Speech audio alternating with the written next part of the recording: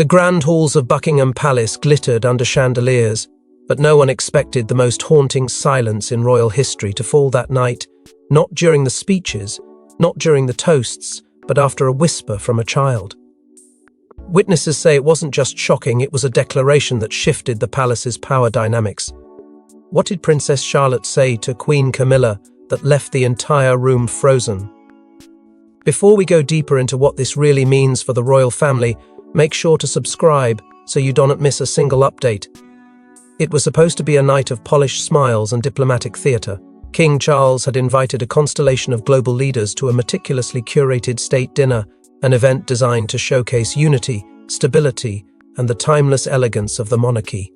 But the crown's most unexpected storm arrived not in the form of foreign descent, but through the poised entrance of a young royal no one anticipated, Princess Charlotte. With Queen Camilla positioned in full ceremonial glory at the top table, many had expected the usual royal formalities. But something was off from the moment Charlotte entered. Catherine, the ever-poised Princess of Wales, was nowhere to be seen, sparking immediate speculation. And in Catherine's place stood her daughter, dressed not just with royal regality but with intent. The absence of her mother was not accidental, and those who understood the language of royal optics knew that Charlotte wasn't here to observe, she was here to act. Earlier in the day, palace staff had overheard Camilla making what some described as dismissive and coldly calculated remarks about the younger royals, particularly suggesting that their presence in major affairs was a distraction, not a duty. While the comments never made it to the press, they ricocheted within palace corridors. Some say they reached William. Others believe they went straight to Charlotte herself. But what became clear as the dinner progressed was that the seating arrangement had been altered. Charlotte was placed beside Queen Camilla, an intentional break from royal protocol that left many stunned. Not even Princess Anne, known for her firm control over ceremonial details, could explain it. It wasn't just awkward, it was electric with tension. Throughout the meal, Charlotte remained calm, composed, and eerily quiet. But the real moment came when the orchestra paused, giving way to a moment of silence between toasts. It was then, witnesses say, that Charlotte leaned slightly toward Camilla and spoke barely above a whisper. No one but Camilla heard the exact words, but the reaction was seismic. Camilla's fork clattered to the plate. Her posture stiffened. And within seconds, the mood of the entire room shifted from regal splendor to breathless disbelief. Foreign dignitaries noticed. Ambassadors exchanged glances. Even King Charles seemed unsure how to proceed. One insider described it as a psychological detonation. A moment of truth from a child that stripped years of royal pretense in an instant. The words themselves remain a mystery, locked behind palace lips and sworn staff secrecy. But what's undeniable is that the balance of power tilted. For the first time in decades, a young royal, neither heir nor monarch, had commanded the room with nothing more than her voice. It was not rebellion. It was revelation. And from that moment on, nothing inside those gilded walls would remain the same.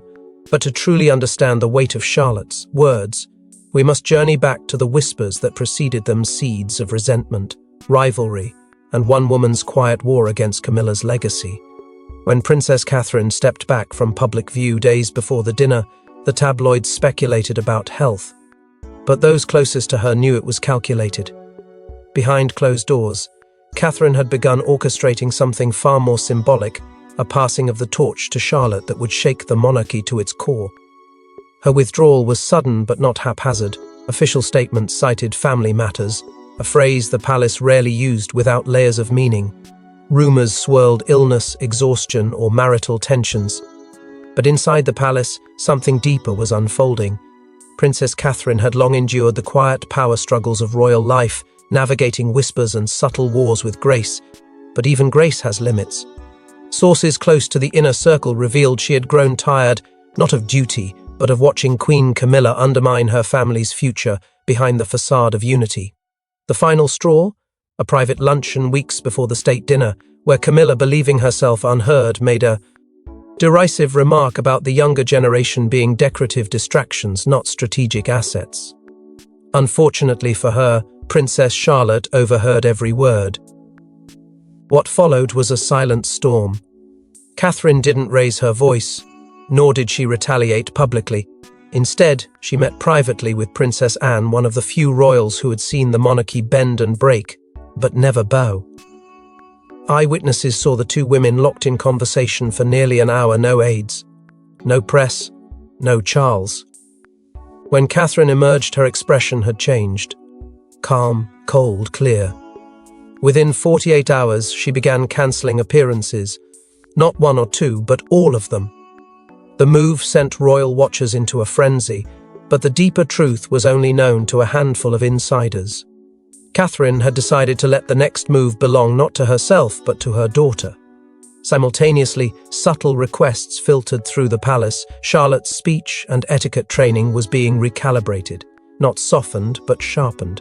Gone were the rehearsals of sweet curtsies and polite nods. In their place, pacing, presence and pause, the art of confrontation without chaos. Several long-time staffers reportedly voiced discomfort.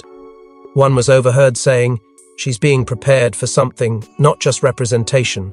This is about confrontation." Even Princess Anne allegedly approved the change, calling it long overdue. The quiet wave Catherine initiated had begun to build. Yet for all her preparation, Charlotte remained a child, and children see things differently. Camilla's comment had cut deeper than anyone imagined, not because of its cruelty, but because it mirrored a sentiment that Charlotte had felt for aunts, that her mother's loyalty, compassion and strength were being erased behind closed doors. After overhearing Camilla's words, Charlotte didn't cry. She didn't tell her mother. She confided in her trusted aide, whispering, "If Mama can't speak, I will." It wasn't rebellion. It was instinct. And it was royal to the bone. Catherine's retreat wasn't a disappearance, it was a strategy. She knew the stage needed to be cleared for a new kind of voice. And Charlotte, watching everything, absorbing everything, understood exactly what was expected of her. In that moment, a child chose resolve over innocence.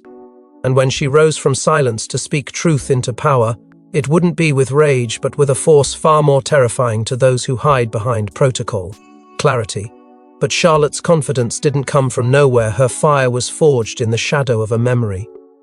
The monarchy tried to bury the legacy of Diana. It's said that Diana's presence lingers in the halls of the palace, not in ghostly form, but in values, loyalty, and the unspoken oath of her children.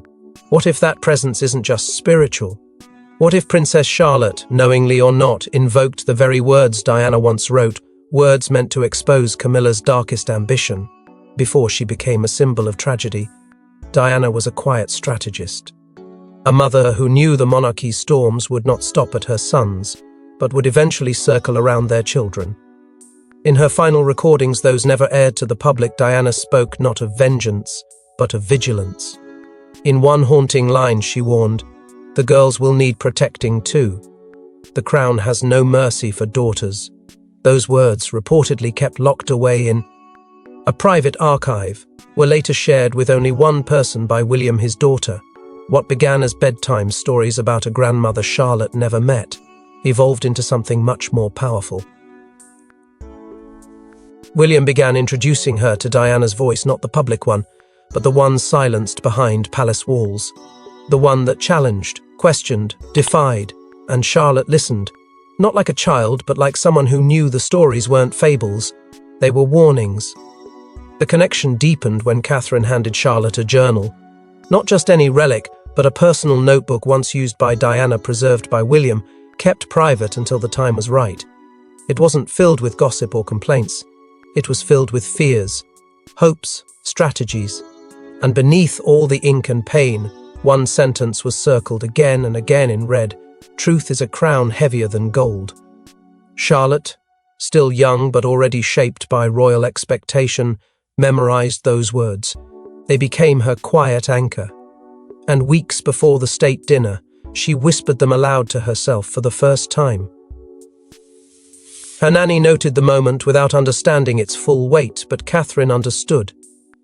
So did William, and somewhere perhaps even Camilla sensed it coming. Charlotte's fascination with Diana was no accident. It was a pull, an inheritance of spirit rather than title.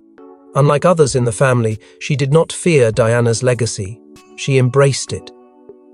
She asked questions no one expected from a girl her age. Why did Grandma cry so much? Why wasn't she believed? Why did people pretend she wasn't right? And with every answer came fire. Catherine, once hesitant to stoke the embers of the past, now saw her daughter embody a future that demanded clarity, not compliance.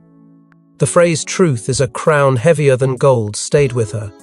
It wasn't just poetic, it was prophetic. And when Charlotte leaned toward Camilla during the dinner and delivered her line, those listening swore it mirrored that very phrase. The room did not fall silent because a child misbehaved. It fell silent because the ghost of Diana had spoken through blood, through memory, through a girl who chose truth over comfort. Camilla, for all her power, wasn't prepared. No title could shield her from a message forged in pain and carried across generations. Charlotte had inherited more than her grandmother's eyes. She had inherited her defiance. And in that moment, the crown cracked just slightly, not from scandal, but from a child reminding them all what it meant to wear it honestly.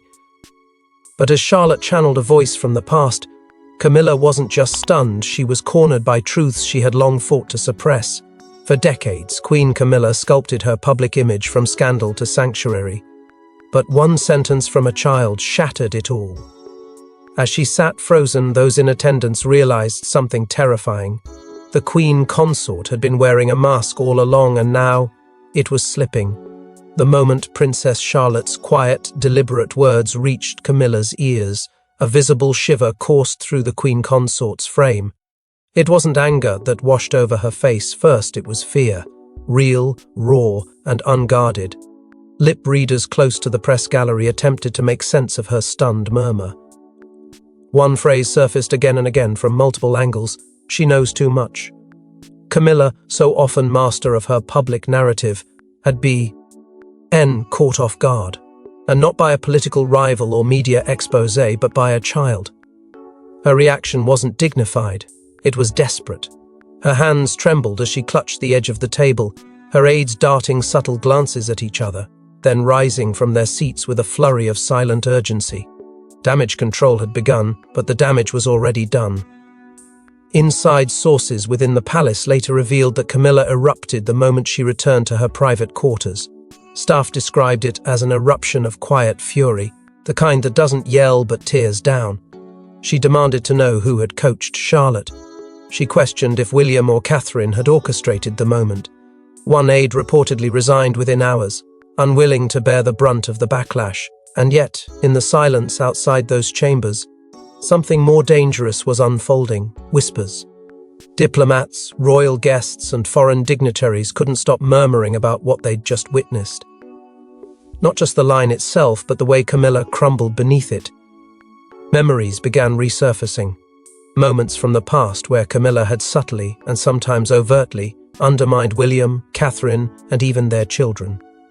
Backhanded compliments, strategic distancing, private comments leaked through staffers that painted the next generation as soft, entitled, or unworthy of the throne's full weight. It had always been veiled in diplomacy. But now, with one bold remark from Charlotte, those veils had burned away. The contrast was impossible to ignore. Where Camilla appeared shaken, Charlotte stood firm, composed, unapologetic. And that, more than anything, unsettled the room.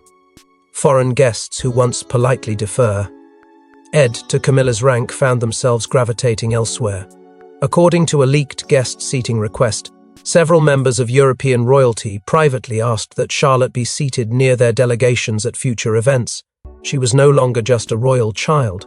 She was a symbol of clarity, of integrity, and of something Camilla's public image could never truly command: moral authority. Camilla had spent years reconstructing her image, but reputation built on illusion is fragile, and now the world had seen through it. There were no statements released the next day, no photo ops, just a queen consort in retreat and a young girl whose voice used once, used wisely, had shifted the court's center of gravity. But it wasn't just Camilla who was shaken. The rest of the family soon realized the palace had new blood, and it bled blue fire. As silence blanketed the grand dining room, one figure broke it, not with words, but with a knowing smile. Prince William, stone-faced moments before, allowed a subtle shift in expression, a flicker of approval that spoke volumes. For the first time, a father saw his daughter step into a legacy not of privilege but of power. It was a moment so quiet it could have been missed, but those watching closely saw it. As Camilla's composure fractured and the whispers began to ripple through the royal ranks, William didn't move immediately. He stayed still, letting the weight of Charlotte's words hang in the air like a suspended truth. But then, something changed. His jaw relaxed, his eyes found Charlotte's, and he gave her the faintest nod. Not one of comfort, but of confirmation. And in that one gesture, decades of history, pain, and preparation surged forward. R&D. William, the son of Diana, had watched the monarchy twist itself into contradictions. He had walked a tightrope between duty and silence. But now, watching his daughter fearlessly pierce the veil of pretense, he knew she had done what many adults had never dared tell the truth without fear. Later that evening, long after the dinner had ended, and the last of the guests had been escorted away under tight-lipped protocol, one of Catherine's aides discovered a note placed on her private table. It was brief, folded with care, and written in William's unmistakable hand. It read, "She's ready." The words were not laced with pride, they were laced with acceptance. William and Catherine had spent years subtly preparing Charlotte, not just in the ways of royalty, but in the silent war waged between image and identity. Charlotte had grown up watching her parents navigate shadows, seeing them smile through betrayal, bow through insult, and endure through storms. But they had taught her something different. They had taught her how to lead, not follow. Behind William's calm exterior, however, lay a simmering history. His relationship with Camilla had never healed fully. While public gestures painted a picture of civility, those close to the family knew the truth. Years of passive exclusion, cold glances, and tightly choreographed encounters had worn down whatever peace the monarchy pretended to preserve. Camilla had never truly embraced Catherine, and she had all but ignored Charlotte, treating her with the polite distance one reserves for someone who might someday matter but doesn't yet. That mistake had now become her undoing. In a quiet moment between appearances, a staff member reportedly heard William mutter a phrase eerily reminiscent of Diana's voice, "Bravery skips no generation." For William, this wasn't just a personal victory, it was the beginning of something he had long envisioned, a younger, untainted royal presence, a future no longer burdened by scandal, but defined by strength and truth. Rumours began to spread that William was pushing for a shift, a recalibration of the monarchy's public face, with Charlotte at the helm of its next era. Not a puppet, not a prop, but a force. But William's subtle approval only fanned the flames because the next 24 hours saw the palace descend into political chaos. The next morning, the palace was a war zone in pearls. Phones rang non-stop, damage control teams scrambled, and an emergency royal council was quietly convened. The question wasn't whether Charlotte would apologize, it was how to stop her from becoming the new voice of the monarchy. Camilla's fury had not subsided with the closing of the banquet doors. By dawn, she was issuing demands, one of them loud and direct, a formal apology from William and Catherine. Not a gesture, not a clarification, a public statement absolving her of shame. Inside sources confirm she called the incident calculated humiliation, but Catherine didn't flinch. Her team responded with icy precision. Children should never apologize for honesty. It wasn't just a refusal, it was a declaration. And with that, the lines were drawn. No longer was this a quiet clash of royal generations. It had erupted into a full-blown constitutional standoff, cloaked in protocol but pulsing with fury. Princess Anne was among the first to weigh in, and her verdict sent shockwaves through the royal establishment. In a private conversation that quickly leaked, she reportedly stated, "If Camilla can't handle words, she shouldn't wear a crown." The comment was both a rebuke and a challenge. Anne, the ever-loyal enforcer of tradition, had chosen her side, and it wasn't with Camilla. This wasn't just personal, it was political, and within hours senior advisors were summoned. King Charles, trapped between the woman he had elevated and the granddaughter who had just captured the world's imagination was said to be visibly torn. Sources close to the king described his demeanor as haunted, struggling between a sense of duty to Camilla and a quiet pride in Charlotte's strength. Behind the scenes, an internal royal intelligence briefing made one thing chillingly clear: Charlotte's influence was no longer ceremonial. She had become a symbol, one that resonated far beyond the walls of the palace. A figure who embodied the honesty, dignity, and unapologetic clarity that many believed the crown had lost. That realization sparked discussions so secret, even senior staff were only told in whispers. The monarchy, they feared, had reached a fork in its path.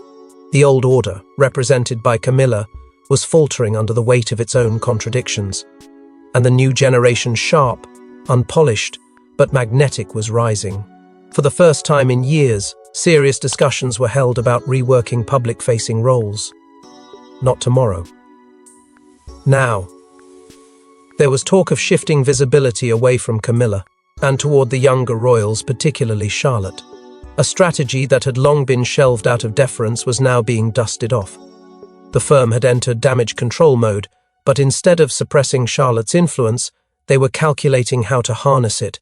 But while the elders scrambled for control, Charlotte's next move would be the most unexpected of all. In a twist no one saw coming, Charlotte issued a handwritten statement through the palace's youth council. It wasn't an apology. It wasn't even defiance. It was something more powerful, a clear, poised declaration that shook Britain again, this time with respect. The note arrived quietly, just as the royal crisis seemed to be reaching its boiling point. There was no grand announcement, no press conference, no official decree from the palace. Instead, it was released through a small but symbolically significant program Charlotte had supported from the shadows, a youth leadership initiative she had championed alongside her mother. What made it seismic wasn't its size or scale, but its message. Written in Charlotte's own careful hand, the statement didn't try to walk anything back. Instead, it walked the public forward. The key line read, "My words are mine. They come from love, not rebellion." That sentence traveled faster than any headline. It cut through the noise like a bell of reason, echoing through classrooms, dinner tables, and government offices alike. In a moment defined by division, Charlotte's message united royal commentators, many of whom had initially cautioned that the incident might destabilize the monarchy, changed their tone almost instantly. Pundits who had spent years analyzing the cold calculus of royal politics found themselves moved by the simple maturity of a girl barely entering adolescence. Some called her a young Elizabeth. Others went further, comparing her poise and strength to Diana herself, not in manner but in moral clarity. She was, they said, the first Windsor in a generation to speak without speaking at someone. She had spoken for something, and that made all the difference. As the public digested the note, support for Charlotte exploded. Social media erupted in a wave of hashtags, from #FutureQueenCharlotte to #TruthWithGrace. Messages of admiration poured in from across the Commonwealth. Prominent educators praised her as a model of calm conviction. Advocacy groups hailed her as a symbol of courage for young girls. But perhaps the most moving image was the E1. The palace didn't plan. Catherine, standing quietly at a youth centre event days later, watching her daughter speak to a room full of young leaders, eyes locked, shoulders steady. No royal garb, no protocol, just a mother and daughter, bonded by the burden and beauty of a legacy redefined. The foreign press, usually critical of royal dramatics, responded with uncharacteristic awe. Major international outlets ran headlines like, "The future queen has spoken," and "Monarchy reborn in Charlotte's words." Even former critics of the royal institution admitted the moment felt different, less like a PR maneuver and more like a cultural reset. Charlotte had turned a moment of palace panic into a national moment of pride. She had, in essence, rescued the crown from itself, not by bowing, but by rising. But as the world applauded, one door behind palace walls, quietly closed. Camilla's private office was about to undergo a radical change. They didn't remove her title, but they didn't have to. In the aftermath of the state dinner, Queen Camilla began to vanish, not from public view, but from influence. A silent transition had begun, and her role was being quietly reassigned piece by piece, title by title. At first, it was subtle. One aide moved to Princess Anne's office, then another. By the end of the week, Camilla's entire personal staff had been redeployed, a term used by palace insiders to mask what was, in truth, a slow and deliberate dismantling of her inner circle. No public explanation, no press statement, just a shift in power, invisible to the cameras but undeniable to those within the castle walls. Her once-packed weekly schedule was suddenly hollowed out. Events she had prepared for months in advance were handed to Catherine without consultation. Garden parties, patronage visits, charity events all now carried out under the poised presence of the Princess of Wales. It wasn't just a reshuffle, it was a message. The crown had begun moving on without her. But the most cutting blow came in the form of Charlotte's elevation. The same child who had shattered the illusion with a whisper was now being positioned as a symbol of what comes next. In a quiet ceremony attended by select royals, Charlotte was named honorary patron of an arts organisation long associated with Camilla. Though ceremonial, the timing was brutal. It marked a passing of the torch, one not earned through marriage, but through authenticity. It wasn't just Charlotte's rise that unsettled the palace. It was the speed of Camilla's retreat. Meetings she once led now moved forward without her. Council briefings convened with empty seats where she used to sit. Even Charles, once her fiercest defender, seemed distant. And then came the chapel moment. A staff member, choosing to remain anonymous, recalled seeing King Charles alone, seated at the rear of the royal chapel, head bowed, shoulders trembling, no advisors, no press, just a man caught between the truth of his past and the weight of his present. As the staffer walked by, they reportedly heard him whisper, "I should have listened to Diana." Whether he meant it or not, the sentiment captured the tragedy of the moment. For decades, Camilla had fought to be accepted, and in the end, it wasn't scandal that pushed her aside, it was clarity, a child's clarity. Privately, discussions began to redefine what it meant to be consort.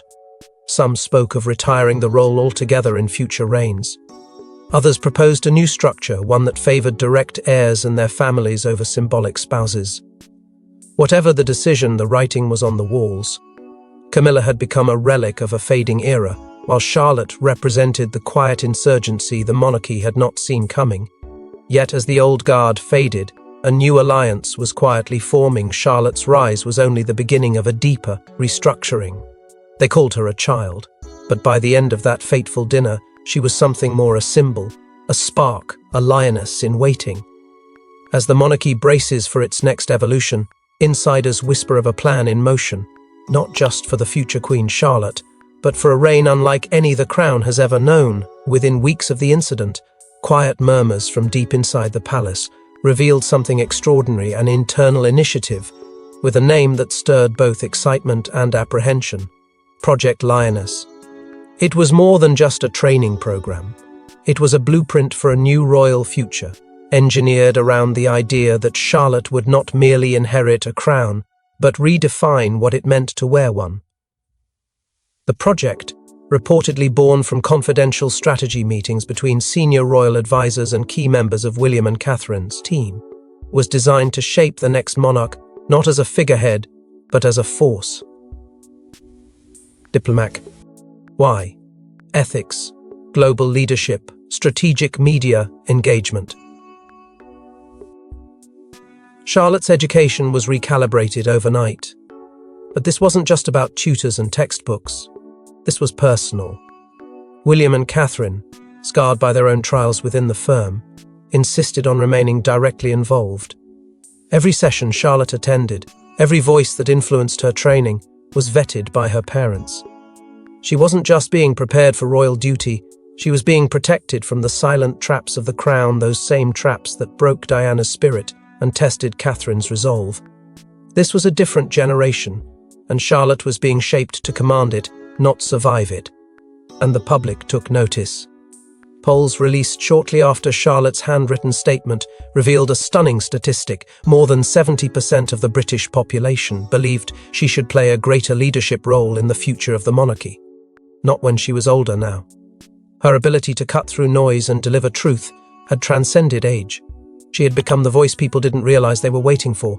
For the first time in decades, a Windsor was inspiring not obligation but hope to those who had followed Diana's journey. The moment held deep emotional weight. Diana had dreamed of raising strong, free children, especially a daughter who could rise above the confines of tradition. That dream, long buried beneath scandal and silence, now stood tall in Charlotte's poise. She was the embodiment of a legacy unfulfilled, now finally unfolding. And then came the final image, the one that would be etched into the hearts of millions.